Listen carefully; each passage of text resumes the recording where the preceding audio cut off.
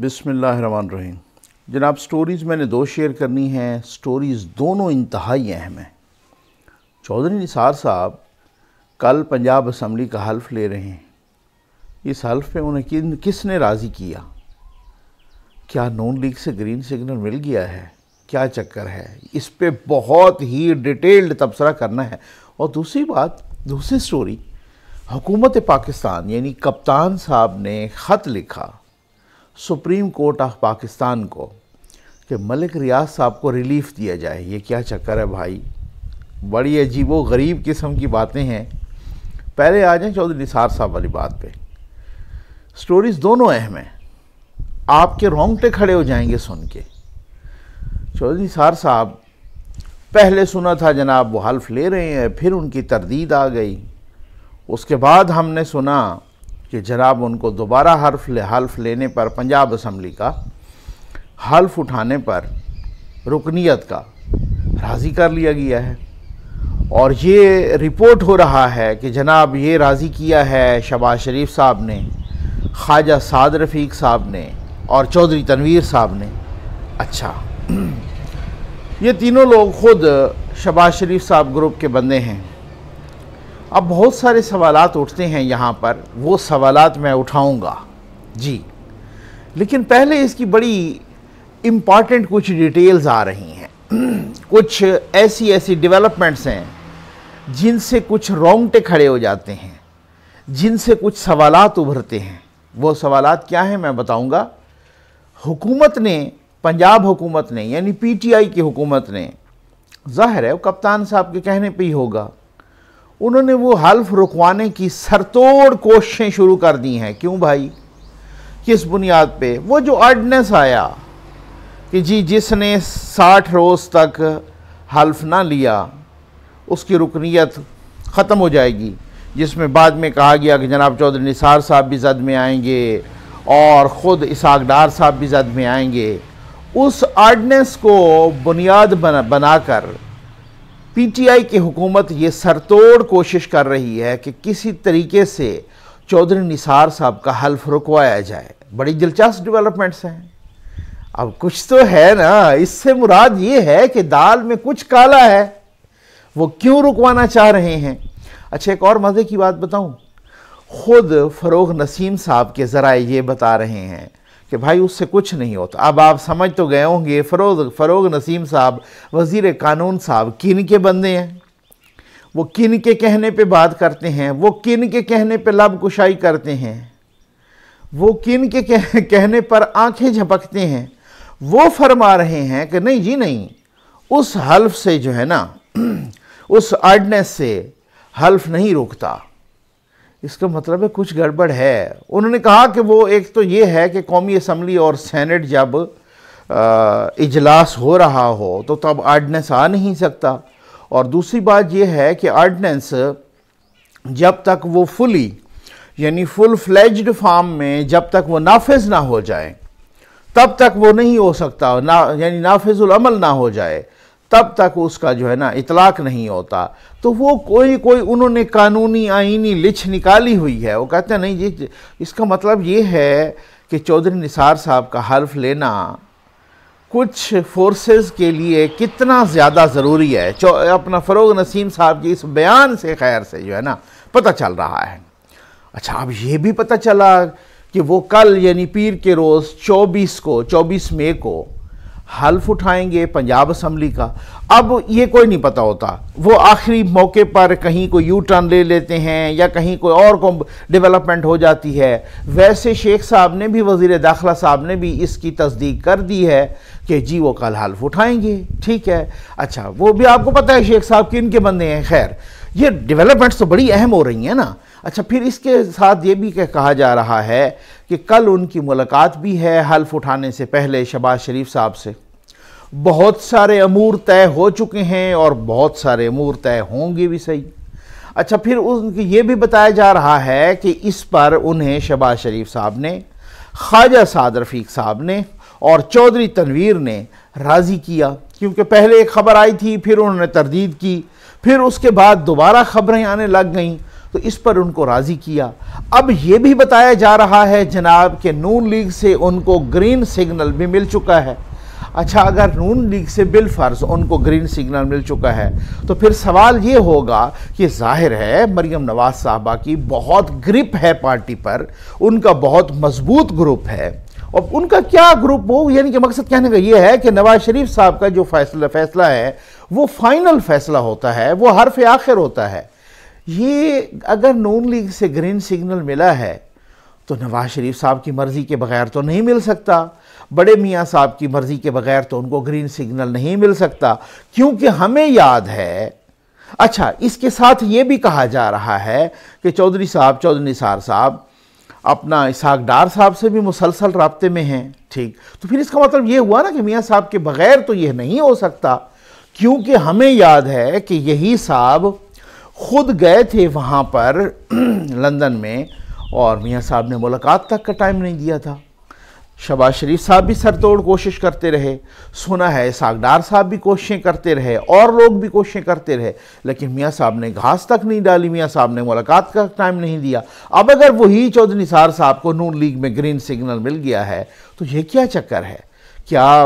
अच्छा, फिर एक और भी सवाल है कि क्या सिर्फ और सिर्फ अपनी वो सीट बचाने के लिए चौधरी निसार साहब ये हल्फ ले रहे हैं? मेरा नहीं ख्याल, आपका भी नहीं ख्याल होगा ऐसा। वो सीट तो 3 साल तक भी उन्होंने हल्फ नहीं लिया, उनके लिए जो एक वज़ीर दाखिला भी रहे, वफाकी वज़ीर दाखिला, और इतनी अहम ओहदों पर रहे, वो वफाक में रहे, वो जनाब ख्वाब देख रहे थे प्राइम मिनिस्टरशिप के, प्रीमियरशिप के, तो लेकिन उनके लिए क्या इतनी अहमियत की हामिल होगी कि वो तो एक जमहूरी मुआशरों में होता है ना कि जी अवाम के हकूक़ जा रहे हैं और जो उन्होंने मुंतखब किया है वगैरह, उसको तो छोड़ दीजिए ना।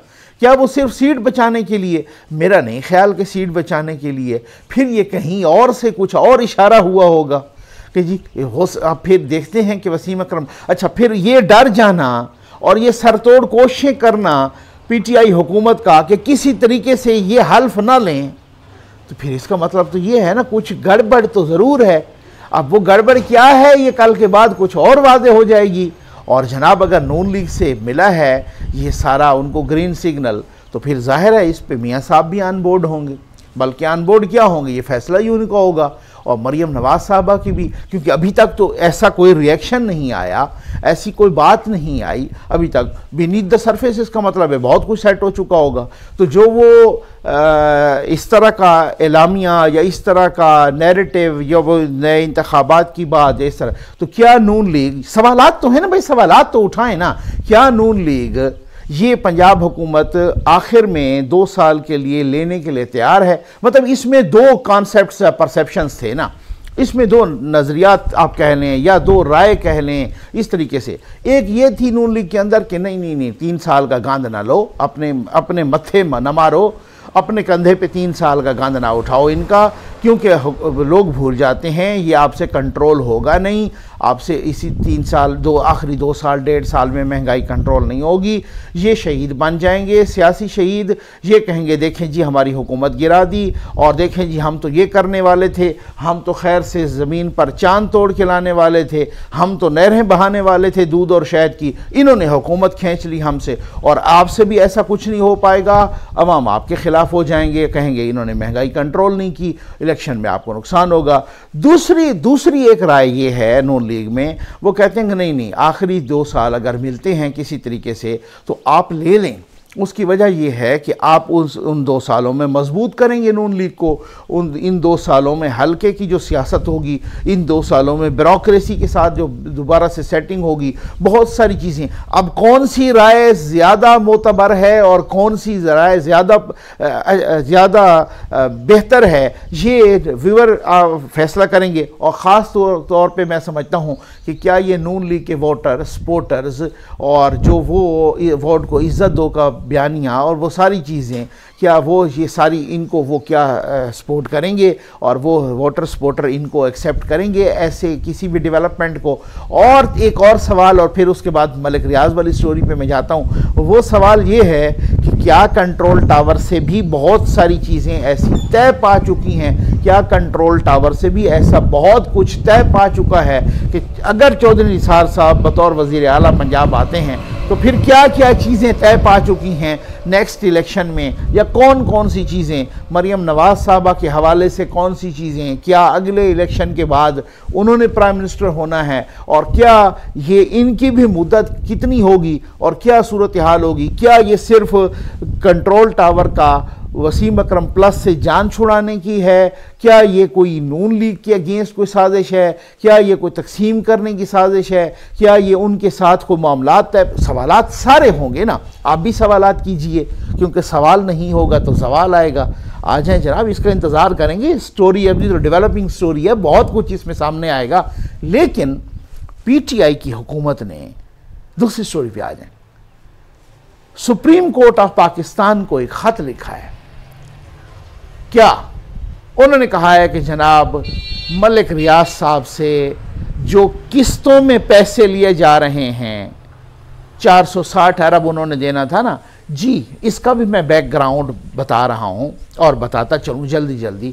वही जो सिंध हुकूमत की मिली भगत से हज़ारों एकड़ ज़मीन मलिक रियाज साहब को औने पौने खैर से दे दी गई थी, वो सुप्रीम कोर्ट ऑफ पाकिस्तान ने उसका नोटिस लिया था। सुप्रीम कोर्ट ऑफ पाकिस्तान ने एक सेटलमेंट के तहत कहा था कि उन हज़ारों एकड़ ज़मीन की कितनी कीमत, 460 अरब रुपए, 460 अरब रुपए। वो जनाब कोई 100 अरब से शुरू हुआ तो कितने से, तो करते करते करते करते वो आपको याद होगा 460 अरब रुपए। ठीक, ये मलिक रियाज साहब 7 सालों में अदा करेंगे, हर 3 साल के बाद वो किस्त अदा करेंगे, और वो किस्त भी मुकर्रर हो गई। चलें जी, ये तो हो गया बैकग्राउंड।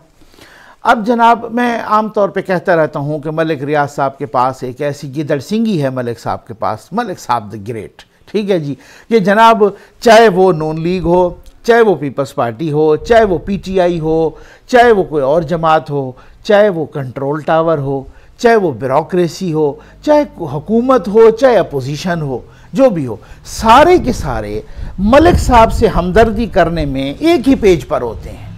क्या इत्तफाक राय पैदा किया है, क्या हुस्न इत्तफाक है या हुस्न एहतमाम है। ठीक है जनाब, तो ये वो एक ही पेज पे होते हैं। कोई एतराज़ नहीं करता कि हुकूमत उनको रिलीफ दे रही है, तो कोई भी भले कोई, मैं समझता हूँ कि मुबैना तौर पर अदालतें हों, तब भी वो रिलीफ वैसे ही मिलता है। अच्छा, अब सुप्रीम कोर्ट ऑफ पाकिस्तान को ख़त लिखा हुकूमत पाकिस्तान ने, वो ख़त पेश किया अटॉर्नी जनरल ऑफ पाकिस्तान ने। अटॉर्नी जनरल ऑफ पाकिस्तान ने जो वो ख़त या दस्तावेज़ात पेश की हैं, उन्होंने कहा कि ये वजारत कानून ने ख़त लिखा है, और वजारत कानून को इंस्ट्रक्शंस दी हैं, आर्डर दिया है कप्तान साहब ने। तो यूँ समझ लें कि वज़ीर आज़म पाकिस्तान इमरान खान साहब ने सुप्रीम कोर्ट ऑफ पाकिस्तान से रिक्वेस्ट की है कि जनाब इज़्ज़त माब माई लॉर्ड मलिक रियाज साहब को रिलीफ दिया जाए। बड़े गरीब आदमी हैं भाई, बड़े मुस्तहिक आदमी हैं, रिलीफ दिया जाए। और वो रिलीफ कौन सा, इनसे किस्तें वसूल न की जाएं। जो 3 माह के बाद किस्तें वसूल की जाती हैं ना, भले उनका सूद वसूल कर लें, लेकिन किस्तें वसूल न की जाएं। किस्तें इनसे सारी रकम वसूल की जाए 7 साल के बाद। जी जी, बड़े मज़े मज़े की उसमें बातें हैं भाई। उन्होंने कहा जनाब कि ये मुल्क की बहुत बड़ी कंस्ट्रक्शन फर्म है, कंस्ट्रक्शन कंपनी है मलिक साहब की, मलिक रियाज साहब की, और जनाब मुल्क व कौम के वसी तर मफाद में ये है। जी जी, मैं ऐसे मजाक नहीं कर रहा, उसमें लिखा हुआ है मुल्क व कौम के वसी तर मफाद में ये है कि इनसे 7 साल के बाद पैसे वसूल किए जाएं। ठीक है, किस तरह।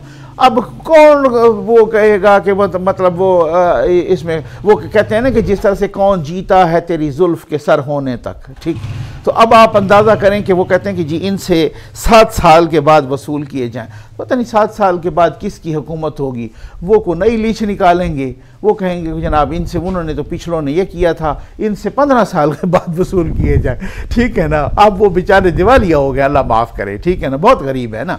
तो अब जनाब उसे आपको याद होगा कि मलिक रियाज साहब के वो जो प्रॉपर्टी, जो बैंक अकाउंट्स जो पकड़े गए थे लंदन में। ठीक, पहले तो ये खैर से कौमी यूथ के बहुत ही मक्कार और बहुत ही फ़नकार किस्म के, अदाकार किस्म के यूट्यूबर्स और एंकर्स ने, उन्होंने ये शोशा छोड़ा ना कि ये असल में जो 190 मिलियन पाउंड यानी 19 करोड़ पाउंड जो बरतानिया से आए हैं वापस, असल में ये नवाज शरीफ साहब की रकम है। ये तो ऐसे नाम, वो तो एनसीए ने यानी नेशनल क्राइम एजेंसी जो बरतानिया की थी, उन्होंने फौरी तौर पर प्रेस रिलीज जारी कर दी। उन्होंने ट्वीट करने शुरू कर दिए कि नहीं ये जो रकम है ये मलिक रियाज की रकम है, ये जो पाकिस्तान से लूटी हुई रकम है ना ये मलिक रियाज की है। ये 190 मिलियन पाउंड की सेटलमेंट हुई है प्रॉपर्टी टाइकून मलिक रियाज से। उन्होंने सब कुछ क्लियर कर दिया, सारी कंफ्यूजन ही दूर कर दी। फिर उसके बाद इनको चुप लग गई।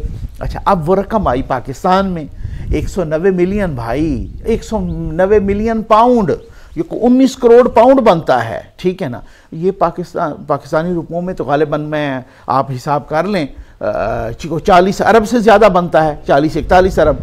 अब की बात मैं कर रहा हूँ, इससे पहले तो उस वक्त तो रुपया जो है ना बहुत कमज़ोर था, पता नहीं उस वक्त कितना बना, ठीक है ना, तो 50-60 अरब बनता होगा। तो अब आप अंदाज़ा कीजिए वो जैसे ही रकम आई तो one and the only Shahzad Akbar साहब ने और सारों ने मिल के PTI की हुकूमत ने, बजाय इसके कि वो रकम हुकूमत पाकिस्तान के टैक्स पेयर्स के ख़जाने में जमा होती ना, पाकिस्तान के ख़जाने में, वो मलिक रियाज साहब को लौटा दी गई। जी हाँ, यही तो होता है, इस तरह भी होता है, इस तरह के कामों में पाकिस्तान में ऐसा भी होता आया है, ठीक हो गया ना। वो रकम जो पाकिस्तान से लूटी बरतानिया गई, बरतानिया ने वापस की कि ये तुम्हारी लूटी हुई रकम, भला हो उनका, उन्होंने कहा लूटी हुई रकम जो है ना ये ले लो, वापस ले लो, ये मलिक रियाज साहब ने लूटी है तुम्हारी। 190 मिलियन पाउंड उन्होंने वापस किया, तकरीबन को 40-50 अरब के करीब, ठीक, उन्होंने वापस किया। इन्होंने मलिक रियाज की जेब में डाल दिया PTI की हुकूमत ने। कैसे? उन्होंने कहा जनाब वो जो 460 अरब नहीं देने उन्होंने, बस उसी में डाल दो। भाई 460 अरब उन्होंने देने थे जो हुकूमत सिंध ने मिल के हज़ारों एकड़ पाकिस्तान के उनके खैर से औने पौने उनको दिए थे, उनके 460 अरब थे। ये तो अलग से लूटी हुई रकम थी, ये तो पाकिस्तान के ख़जाने में जमा होती। लेकिन उन्होंने कहा जी रिलीफ दे मलिक रियाज साहब को। क्या बात है भाई, क्योंकि वो बहुत गरीब हैं, ठीक है, उनको रिलीफ दिया और वो रकम भी उसी 460 के खाते में जमा हो गई। किस्त खैर से जो हमारी इतलात हैं, फिर से भी आप इसको कंफर्म कर सकते हैं, किस्त उन्होंने अभी तक एक भी जमा नहीं करवाई गालिबन।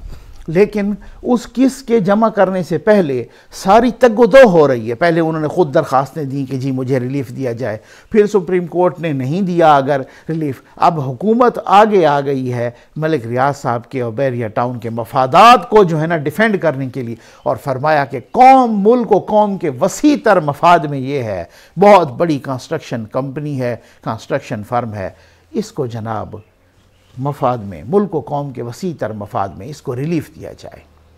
अब मैं माशाअल्लाह कहूँ या इन्ना लिल्लाह कहूँ, कोई कहूँ, ये आप फैसला करें। उम्मीद है आपको वीडियो पसंद आई होगी। आपका बहुत बहुत शुक्रिया।